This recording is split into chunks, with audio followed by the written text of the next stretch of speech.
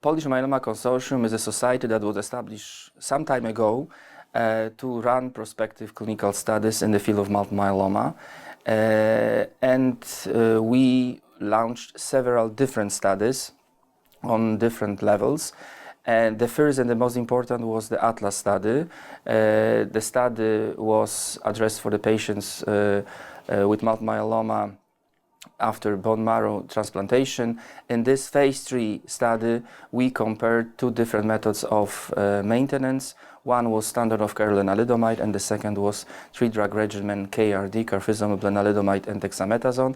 And that was and still is the first randomized phase 3 study comparing standard of care, which is lenalidomide maintenance, to other regimen, in this case KRD.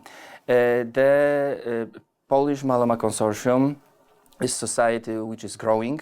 We have several other studies, not only in Poland, but also in other European countries. Recently, within the COBRA study, which is similar to ATLAS study, comparing two different methods of induction, RVD to KRD in frontline treatment. We also invited and cooperating with 3 sites in Nordic countries, so Oslo, Bergen, and Helsinki.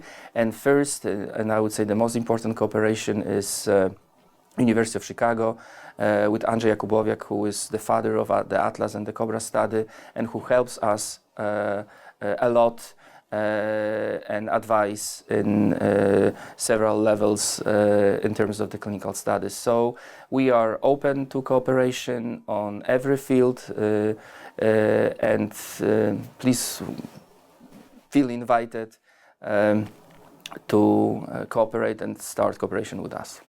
Hematooncologia.pl. Naukowe doniesienia i informacje ze świata hematoonkologii.